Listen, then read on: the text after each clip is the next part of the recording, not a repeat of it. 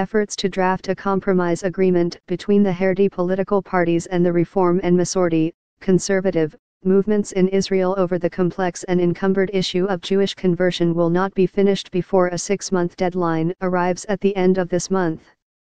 Former Justice Minister Moshe Nissim, who has been tasked with formulating recommendations for a compromise, told the Jerusalem Post on Monday that it would not be possible to complete his work before the end of December. Be the first to know, join our Facebook page.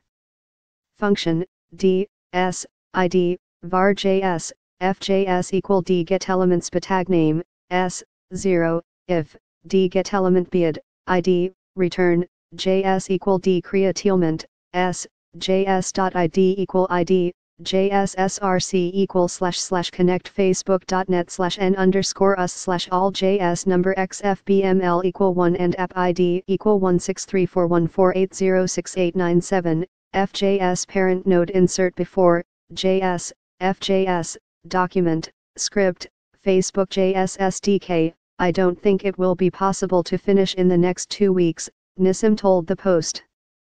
I am meeting with lots of people, and I need to hear from everyone, and you can't write a document in such a short amount of time. As reported by the Post, Nissim only began work in November. He said on Monday that he had only been asked to take up the task of formulating recommendations a considerable time after a compromise agreement was requested and had himself taken some time before agreeing to do it.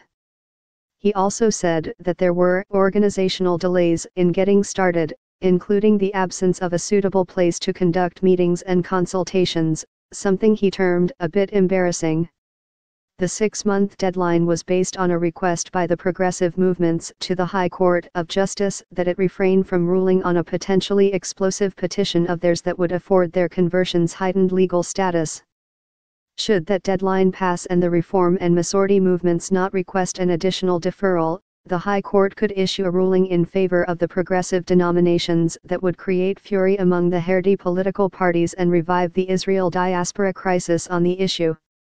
At the end of June, a bill proposed by Shas Chairman and Interior Minister Eri Deri to give the Chief Rabbinate a total monopoly over conversions was approved by the government for a vote in the Knesset. This aroused the fury of the Reform and conservative movements in the U.S. and Israel, as well as intense opposition from moderate national religious groups and rabbis, since it would severely damage the legal standing of Orthodox, non-state conversions coming in the wake of the crisis over the cancellation of the Western Wall Agreement. Netanyahu managed to convince Shas and United Torah Judaism to freeze their legislation, and in return got the progressive movements to request the deferral from the High Court of Justice. Specifically, the movements are requesting that an individual who converted in Israel through the non-Orthodox movements but who were not citizens, be granted Israeli citizenship by dint of their conversion under the terms of the law of return.